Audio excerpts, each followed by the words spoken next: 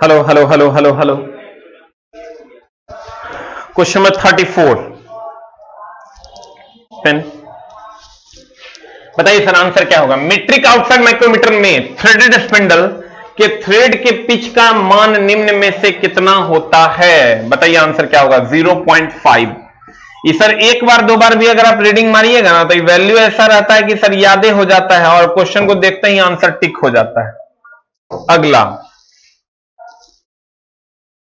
कहते हैं किसी माइक्रोमीटर में जीरो एरर, इसका मतलब क्या है? जीरो एरर का मतलब है जीरो एरर है, जीरो एरर है। जीरो एरर अगर नहीं रहेगा तब क्या होगा? तो जीरो एरर अगर नहीं रहेगा माइक्रोमीटर में, अगर जीरो एरर नहीं रहेगा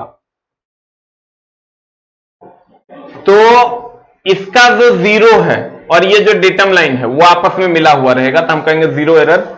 किसी माइक्रोमीटर में जीरो एरर है इसका मतलब क्या है?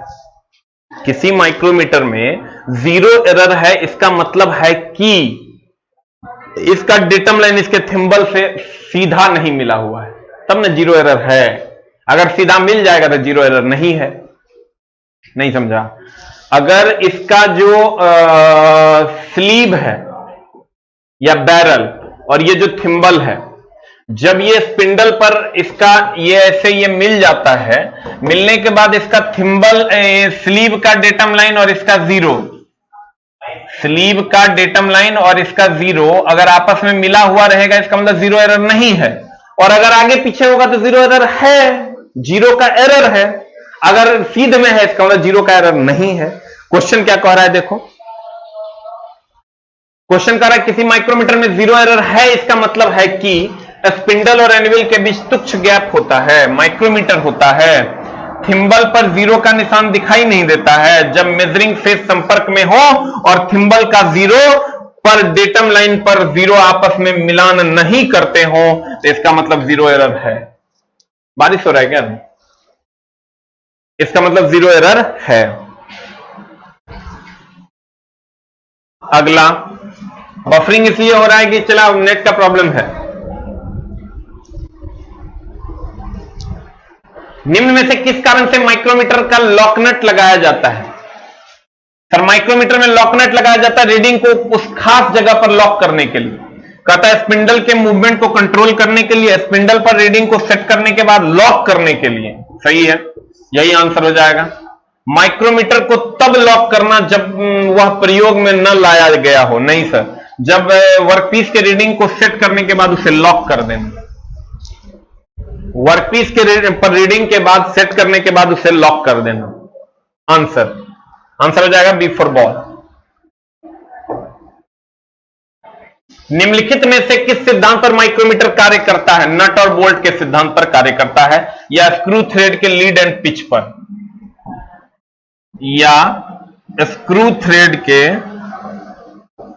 या स्क्रू थ्रेड के लीड एंड पिच पर, या स्क्रू थ्रेड के लीड एंड पिच पर। अगला कहता है निम्न में से किस इंस्ट्रूमेंट का प्रयोग करके टेपर का कोण की परिशुद्धता मापी जाती है? जब ये कोण हो गया, चला आंसर बताओ क्या हो जाएगा। What is the answer? 38 का। जब ये कोण हो गया तो कोण हो गया तो बेवल प्रोटेक्टर हो जाएगा। आंसर नेक्स्ट, निम्न में से वर्नियर कैलिपर का लिस्ट काउंट है। वर्नियर कैलिपर है तो लिस्ट काउंट हो जाएगा 0.02 mm। निम्न में से किस मैकेनिज्म का प्रयोग करके डायल टेस्ट इंडिकेटर के प्लंजर की लीनियर मोशन को रोटरी मोशन में बदला जाता है? Quick return mechanism, rack and pinion mechanism के द्वारा। रैक एंड पिनियन मैकेनिज्म के द्वारा sir quick return motion. Rack and pinion ऐसा होता है, ये रैक हो गया, एकरा पे पिनियन होता है ऐसा, यहां पे डायलर लगा हुआ होता है, इसको कहते हैं रैक। ये हो गया आपका रैक और ये हो गया आपका पिनियन।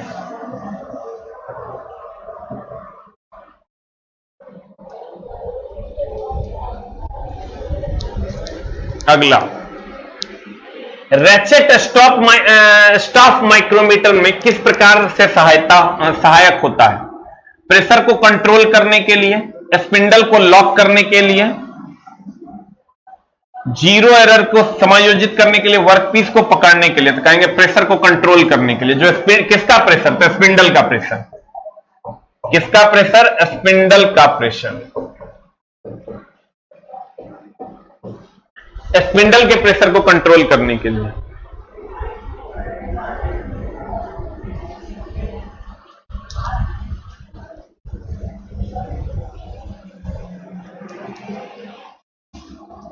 नेक्स्ट, वर्नियर कैलिपर का लिस्ट काउंट निम्न में से किसके समान होता है?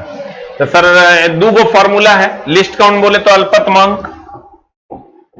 अल्पतमांक का दो गो फॉर्मूला। एक वर्नियर मेन स्केल पर एक भाग का मान, मेन स्केल पर एक भाग का मान बटे वर्नियर स्केल पर कुल भागों की संख्या बटे वर्नियर स्केल पर कुल भागों की संख्या। मेन स्केल पर एक भाग का मान बटे वर्नियर स्केल पर कुल भागों की संख्या, या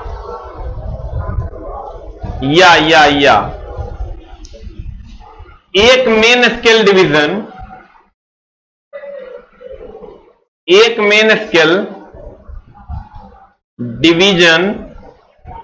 माइनस एक वर्नियर स्केल डिवीजन।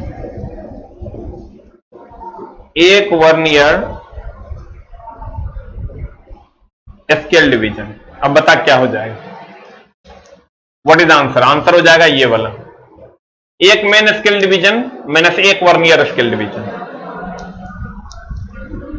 सीईटी के लिए बहुत ज्यादा टेंशन नहीं लेना है। सीईटी आएगा, बस बच्चा को पेरने का एक संसाधन बनाया है भारत सरकार, जगह हम बच्चा के पेरैया होगा। अगला, किसी माइक्रोमीटर में 0.04 मिलीमीटर की पॉजिटिव एरर है। माइक्रोमीटर इतना की माप है, तो सही रीडिंग क्या होगा? तो पॉजिटिव एरर अगर इतना है तो सही रीडिंग निकालना है। तो पॉजिटिव है तो भैया घटा देंगे 35.45, मेन से 0.04 घटा देंगे, कितना आ जाएगा बताइए? 35.41 is the answer. Positive error होगा तो घटा देंगे, निगेटिव एरर होगा तो जोड़ देंगे।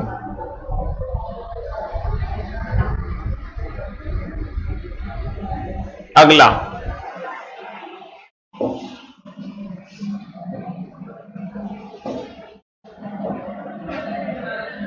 किसी माइक्रोमीटर में 0.08 का निगेटिव एरर है, तो निगेटिव एरर है भैया तो जोड़ देंगे। निगेटिव को न्यूट्रल करने के लिए क्या करना होगा? जोड़ना होगा। 30.53 माइनस 0.08 कितना हो जाएगा बता?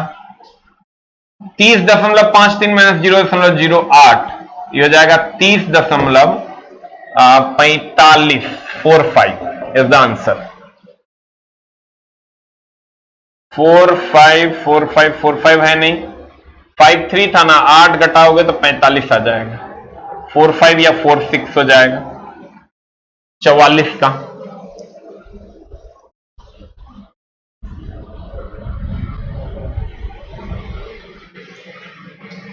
जीरो 0.08 है। अच्छा निगेटिव है ना रे, तो निगेटिव है तो जोड़ना पड़ेगा। It's my mistake. 35.53 है, तो देखो एक लाइन का बात हम समझा देते हैं तुमको। ये 0 है, अगर कोई यहां है निगेटिव में तो इसको न्यूट्रल करने के लिए आगे बढ़ना होगा तो जोड़ना होगा।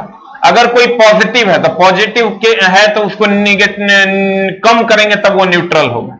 ये निगेटिव है तो इसको जोड़ देंगे तब ये न्यूट्रल 0 तक पहुंचेगा, न्यूट्रल होगा। तो 30.53 प्लस 0.08 ये हो जाएगा तुम्हारा 30.537761 mm।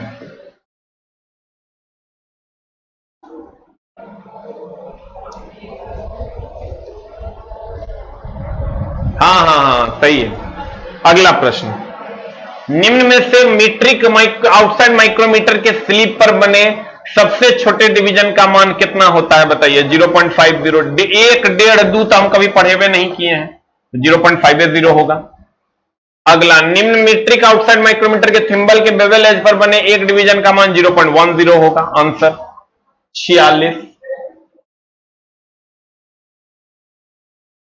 माइक्रोमीटर के बेवल एज पर बने एक डिवीजन का मान। अगला, यदि किसी आउटसाइड माइक्रोमीटर के थिम्बल डिवीजन का 0 ग्रेजुएशन डेटम लाइन पर डेटम लाइन रह जाती है जबकि माइक्रोमीटर के मेजरिंग फेसेस परस्पर संपर्क में हो, तब कौन सा एरर होगा। कोई एरर नहीं होगा।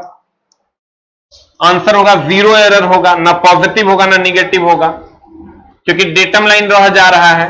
कहता है यदि किसी आउटसाइड माइक्रोमीटर के थिम्बल डिवीजन की 0 ग्रेजुएशन डेटम लाइन रह जाती है, मतलब डेटम लाइन से मिल जाती है, तो क्या एरर होगा। तो कहेंगे कोई एरर नहीं होगा, C4 कैट।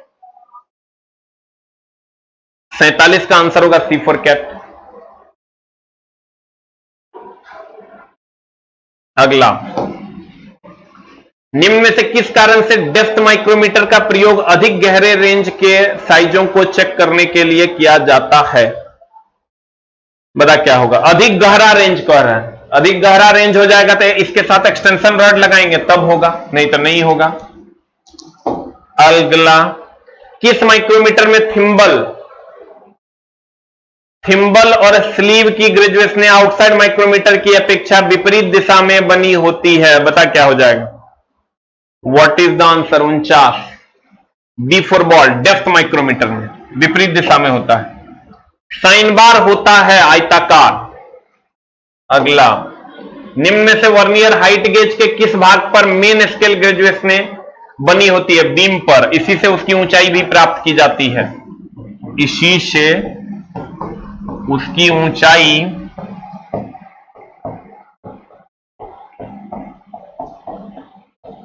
प्राप्त की जाती है। अगला, वर्नियर बेवल प्रोटेक्टर के साथ माप लेते समय रेफरेंस सरफेस की तरह निम्न में से क्या कार्य करता है। वर्नियर बेवल प्रोटेक्टर के साथ माप लेते समय रेफरेंस सरफेस की तरह कौन कार्य करता है। स्टॉक 52 का 52 ए नंबर। अगला, निम्न में से वर्नियर बेवल प्रोटेक्टर के किस भाग पर मेन स्केल डिवीजनें बनी होती है। वर्नियर बेवल प्रोटेक्टर के किस भाग पर। तो भैया डिस्क पर। डिस्क पर मेन स्केल डिवीजनें बनी होती है। अगला, वर्नियर बेवल प्रोटेक्टर के प्रत्येक वर्नियर स्केल डिवीजन का मान कितना होता है। बता जल्दी से क्या हो जाएगा। 54 का आंसर। 54 का आंसर बता। C4 cat. 1 degree 55 minute. अगला, वर्नियर बेवल प्रोटेक्टर के प्रत्येक मेन स्केल डिवीजन का मान होता है कितना हो जाएगा बता। 55 1 डिग्री। अल्पतमांक 1 डिग्री या 55 मिनट। निम्न में से यूनिवर्सल बेवल प्रोटेक्टर का लिस्ट काउंट कितना होता है। 5 मिनट। आंसर हो जाएगा 56 का बी। अगला, साइन बार की लंबाई निर्दिष्ट की जाती है दोनों रोलरों के बीच की दूरी से। अगला क्वेश्चन नंबर नेक्स्ट, निम्न में से किसे मापने के लिए वर्नियर डेप्थ गेज का प्रयोग किया जाता है। बता क्या हो जाएगा आंसर। वर्नियर डेप्थ गेज है, बाहरी डायमेंशन होगा, अंदरूनी डायमेंशन होगा, स्टेप ब्लाइंड होल की गहराई होगा। जल्दी जल्दी बताओ answer. What is the answer.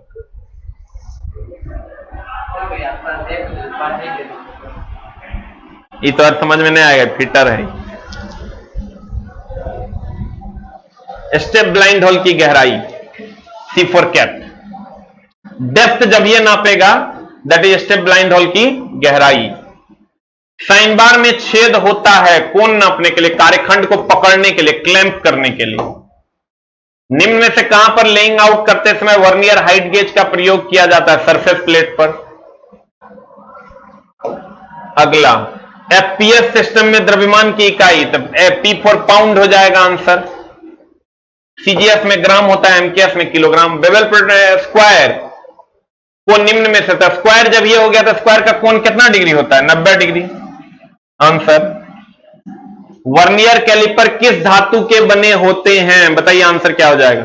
Vernier caliper किस धातु के बने होते हैं? आंसर बताइए। वेनेडियम स्टील के, वेनेडियम स्टील के बने होते हैं।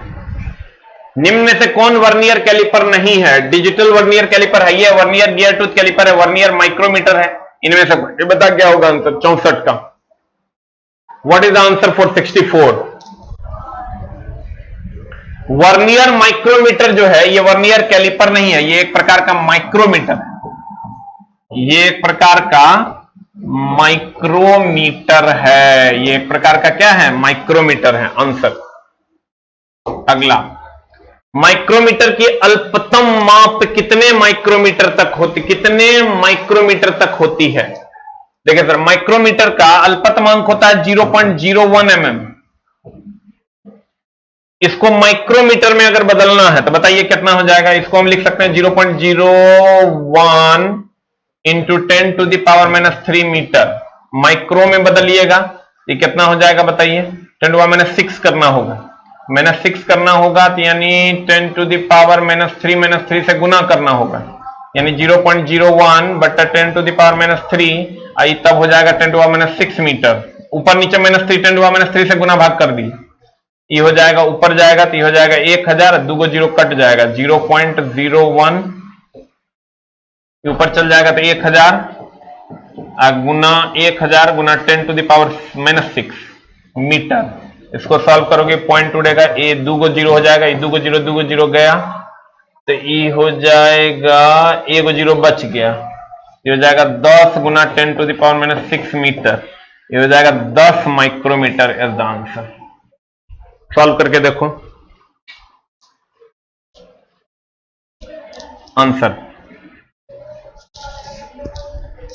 फिर से समझा देते हैं, 0.01 mm है, mm को मीटर में बदलना है, 10⁻³ कर दिए, अब ऊपर नीचे 10⁻³ से इसलिए गुना भाग किया क्योंकि 10⁻6 माइक्रोन हो जाता है, इसको 10⁻6 पैदा कर दिए, 10⁻³ है, ऊपर चल गया 10⁻³ हो गया, ये पॉइंट का 2 जीरो आया, 2 जीरो गया, 1 जीरो बचा, 10 गुना 10⁻6 यानी 10 माइक्रोमीटर। सॉल्व कर लो आंसर।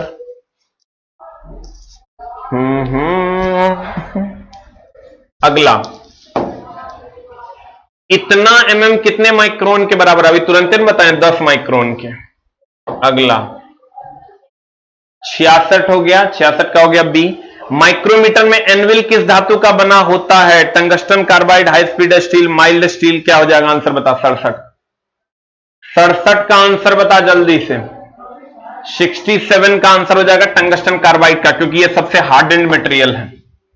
साइन बार की लंबाई निम्न द्वारा ली जाती है, रोलरों के केंद्रों के बीच की दूरी से। माइक्रोमीटर द्वारा जॉब को निम्न में से किस अवस्था में नहीं मापना चाहिए? घूमती हुई अवस्था में नहीं नापना चाहिए। साइन बार घूमती हुई अवस्था में नहीं नापना चाहिए, सीधा करके समानांतर पकड़ना चाहिए, चूड़ी टाइट से रहना चाहिए, जीरो एरर को चेक कर लेना चाहिए। साइन बार निम्न सिद्धांत पर कार्य करता है, त्रिकोणमिति के सिद्धांत पर। डायल कैलिपर किसकी सहायता से काम करता है? रैक एंड पिनियन की सहायता से। वर्नियर हाइट गेज का सिद्धांत निम्न में से किसके समान होता है? वर्नियर हाइट गेज का सिद्धांत वर्नियर डेप्थ गेज के समान होता है, जैसे हाइट नापते हैं वैसे ही डेप्थ नापते हैं। निम्न में से वर्नियर कैलिपर के प्रकार हैं। वर्नियर कैलिपर, डायल कैलिपर सही है, vernier height gauge, vernier depth gauge, ये सभी आंसर हो जाएगा, ये सभी। 73 का आंसर हो जाएगा d for dog. Plunger type dial test indicator में प्लंजर की चाल को रोटरी मोशन में बदलता है कौन? गियर ट्रेन के द्वारा। और वो गियर ट्रेन कौन होता है? Rack and pinion. Rack and pinion. Dial test indicator निम्न में से किस कार्य में प्रयोग किया जाता है? किसी जॉब का टेपर चेक करने में डायल टेस्ट इंडिकेटर है, किसी जॉब के सतह की समतलता जांचने में, साइन बार का टेपर एंगल निकालने में, उपरोक्त सभी। आंसर हो जाएगा उपरोक्त सभी। 1 यार्ड कितने इंच के बराबर होता है? 36 इंच के बराबर। 1 यार्ड बराबर होता है 36 इंच। वर्नियर कैलिपर का रेंज होता है 1 सेंटीमीटर से 10 सेंटीमीटर तक, लिखा हुआ है नोट्स में पीछे। निम्न से सूक्ष्ममापी यंत्र के प्रकार है? Vernier caliper, vernier height gauge, sine मापी साइन बार, ये सभी आंसर, ये सब सूक्ष्मपी यंत्र चैप्टर में हम लोग ने ये सब पढ़ा है। आंख का एरर जो होगा वो पैरेलल एरर कहलाता है, आंसर विजन एरर नहीं कहलाता है। यहां से बच्चा क्या करता है, आंख का एरर देखा तो विजन एरर मार देता है, जो कि गलत है। आंख का एरर पैरेलल एरर है, थ्योरी में दिया हुआ है, आप उसको जरूर देखें। अगला, that's the ending of your chapter. अगली कक्षा में हम लोग सर अगला चैप्टर स्टार्ट करेंगे, देख लेते हैं हम कौन सा चैप्टर बना हुआ है, उसी चैप्टर को स्टार्ट करेंगे। Thank you very much, love you all, नमस्ते।